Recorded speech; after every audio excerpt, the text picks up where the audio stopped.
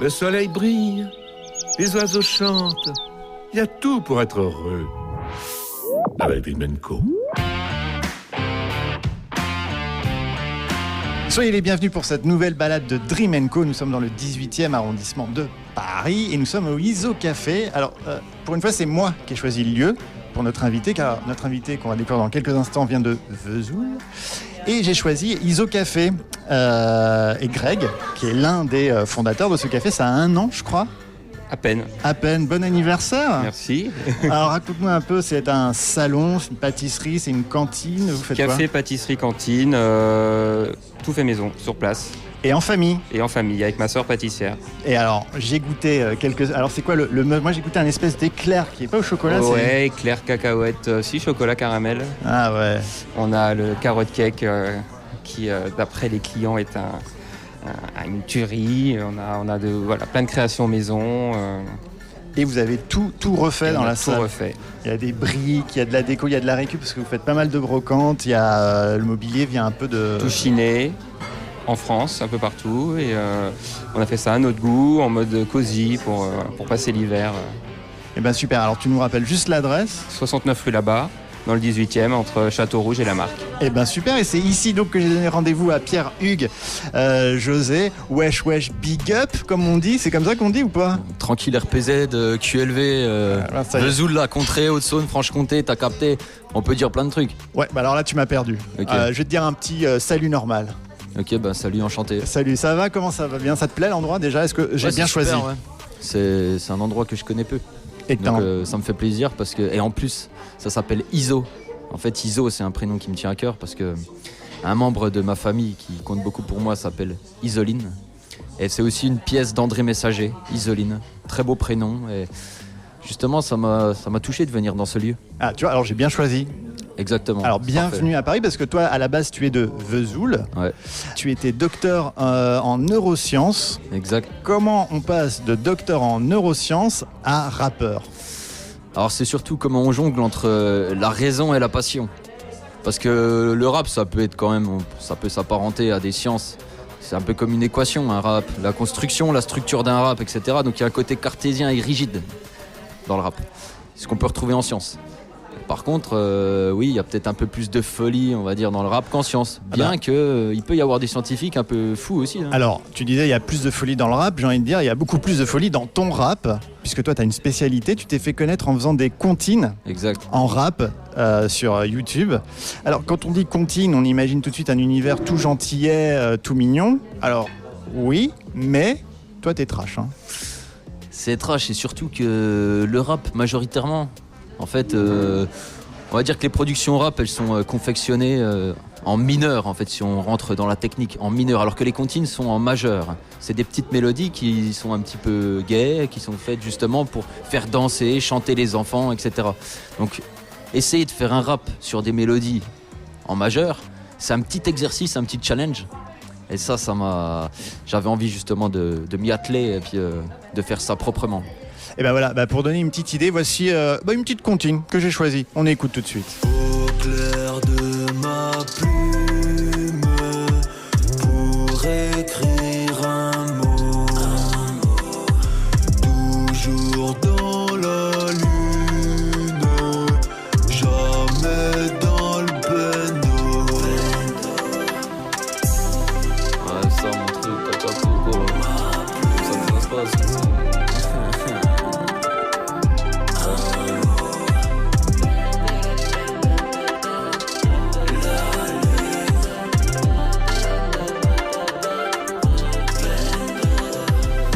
Bon alors, quel a été le moment, enfin c'était quoi le déclic pour laisser tomber une vie, j'ai envie de dire presque pépère, tranquille, où on gagne bien sa vie en étant docteur en neurosciences, parce qu'en plus c'est beaucoup d'études, et tout d'un coup tu t'es dit ah non, j'arrête et je vais tout faire pour la musique. Ouais, donc les études ont fait que je me suis éloigné un petit peu de ma famille. J'ai voyagé beaucoup, j'ai vécu à Dublin, à Paris, à Bordeaux, et j'avais un petit confort, hein, un petit salaire sympathique, il y avait pas mal de belles filles, que ce soit à Paris ou à Bordeaux. J'allais à l'océan, je sortais beaucoup le soir, les concerts, les troquets, et voilà, c'était une vie un peu mouvementée, une vie un peu citadine. Et quand je suis revenu à Vesoul, c'était plus la tranquillité chez les parents, à la campagne, etc. Sauf que en fait, ça me permettait de m'auto-centrer, de me recentrer justement sur l'art majeur, que je considère comme majeur, qui est le rap. Et c'était ce qui me manquait, parce que j'étais prêt justement à abandonner des petits côtés positifs de la vie que j'avais avant, exclusivement pour mon rap. Mais il y a de la vraie provoque quand même dans tes comptines, dans les textes, quoi. Tu vas assez loin. Est-ce que tu te mets quand même des limites ? La seule limite, c'est respecter l'autre, quoi. Ne pas faire aux autres ce qu'on n'aimerait pas qu'on nous fasse. Ça, c'est la limite. Mais hormis ça, il n'y a pas de limite. En moyenne, par clip, on est à plus de 10 000 vues par comptine, ce qui n'est pas rien. Est-ce que tu t'y attendais ? Alors non, du tout. Ouais. C'est juste une facette, justement. On va dire que je suis un mélange, je suis multiparamétrique un peu. Je suis un peu comme une équation avec plusieurs éléments. Et du coup... il y a encore du neurophysicien qui parle. Hein. Exactement. Il y a un élément parmi tant d'autres qui fait que j'aime un petit peu faire de l'introspection et le détourner à travers l'humour. Parce que je n'aime pas parler pour rien dire. Je vais faire de l'humour sur des choses qui comptent pour moi, qui m'importent. Et que je veux mettre en avant justement, et l'échange, la transmission à l'autre se fait par un peu d'humour. En gros, tu essayes de dénoncer par tes vannes. Exactement. D'accord. Et alors, on peut parler parce que là, tu es en pleine préparation d'un EP, si je dis pas de bêtises. Ouais. Tu sais quoi ? Parce que comme tu es sympa, regarde, on va écouter. Pourquoi les étoiles brillent la nuit ? Pourquoi on voit le soleil et la lune en même temps ? Pourquoi j'ai pas de poils aux zizi ? Pourquoi comme le cours du pétrole la mer monte et descend ? Pourquoi on appelle ça des perce-oreilles mais ça perce pas les oreilles ? Pourquoi t'es fatigué le matin quand tu te couches tard la veille ? Pourquoi papa regarde la télé, maman fait la vaisselle ? Je suis trop fatigué des questions, des mystères. Le monde est infini, à tout et son contraire. Je pousse la porte de la chambre de mon frère. Il est là, il rappe comme un gangster. Elle descend la braguette, je fais lever la baguette. Sa bibi la zipette, de Vesoul la bouquette. Je dévalais la vallée, du zègue dans le panier. La daronne a falé, sur banquette en osier. Je te baise et je disparais. Je souris comme Jim Carrey, t'es pas Maria Carré. Je te baise et je disparais. Je souris comme Jim Carrey, t'es pas Maria Carré. Tristan, Timothée, on vous attend dans la cuisine. Maman a préparé la dinde, veuillez venir tout de suite. Vous savez comme est votre père si vous descendez pas tout de suite. Il peut être méchant, méchant, méchant, méchant, méchant. Méchant, méchant, méchant, méchant. Descendez tant qu'il est encore temps avant qu'il soit méchant, méchant. Méchant, méchant, méchant, méchant. Descendez tant qu'il est encore temps avant qu'il soit méchant. Est-ce que papa est encore amoureux de maman? Est-ce qu'un enfant peut régler les problèmes des parents? Est-ce que je dis à t'attaque tous les soirs, je vois maman pleurer devant, c'est tranquillisant. Pourquoi papa dit toujours que c'est un accident? À l'école la maîtresse dit qu'un accident c'est un truc qui arrive pas souvent. Ça veut dire qu'il y a des mamans chez qui ça arrive plus souvent. J'opère dans les combines, braco, recel, même rodave, le poulet je domine. Je mets à genoux les éduques, aspect, racli, conseil, discipline. La place de la femme c'est la cuisine, parce qu'elles sont pas fans de se casser le dos à l'usine. Y'a qu'un pouce entre une bite, une tétine, cassage de pétard lourd comme Russie, Poutine. Tristan, Timothée, ça pue l'essence dans la cuisine. Papa a dégommé la dinde, veuillez venir tout de suite. Vous savez comme est votre père si vous descendez pas tout de suite. Il va être méchant, méchant, méchant, méchant, méchant. Méchant, méchant, méchant, méchant. Descendez tant qu'il est encore temps avant qu'il soit méchant, méchant. Méchant, méchant, méchant, méchant. Descendez tant qu'il est encore temps avant qu'il soit méchant, méchant.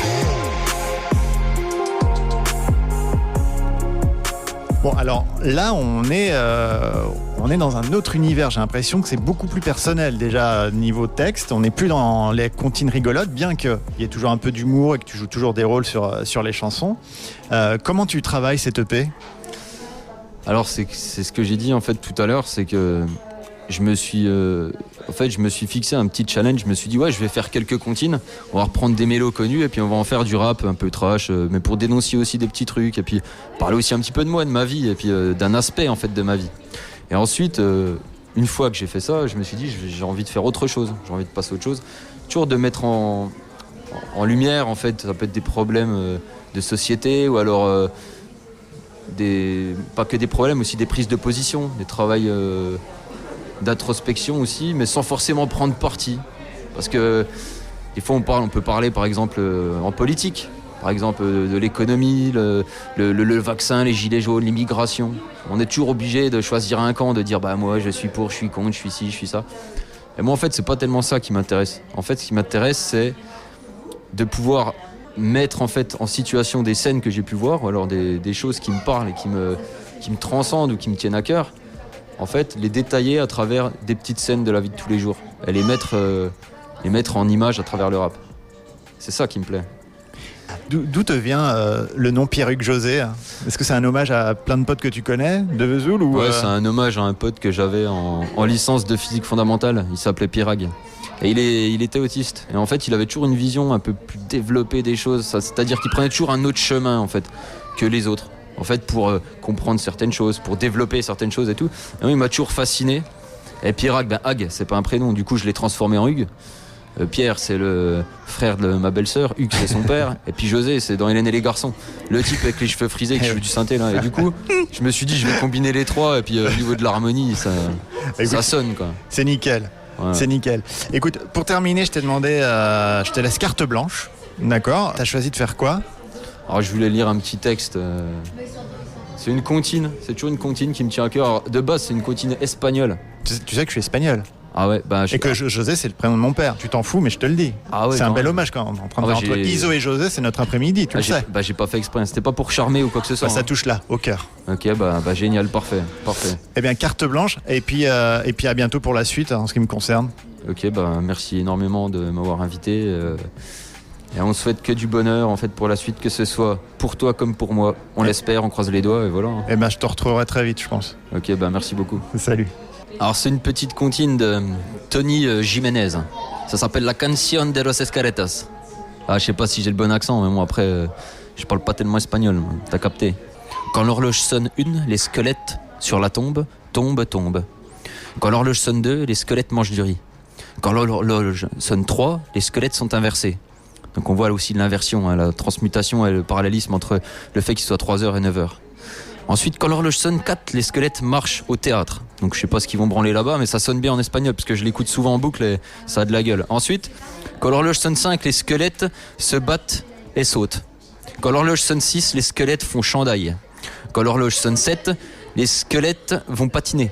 Quand l'horloge sonne 8, les squelettes mangent un biscuit.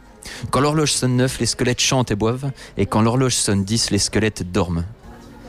Donc en fait, c'est un peu la vie d'un squelette en fait qui se retrouve dans sa tombe, il sort, il fait des bails et il retourne dans la tombe. En fait, nous, le fœtus, en fait, l'enfermement, le fait qu'on soit dans le ventre de la mère, c'est un peu une tombe mais vivante. On sort de là, on fait v'là de bail, je sais pas ce qu'on branle, chacun fait ce qu'il veut. Puis à un moment donné, on retourne dans la tombe. Et en fait, c'est un petit peu un parallélisme une analogie en fait, entre notre vie et la vie des esqueletos là, en espagnol là, du copain Jiménez. Donc moi, je kiffe cette comptine de ouf et je la trouve trop bien. Dream & Co, le podcast.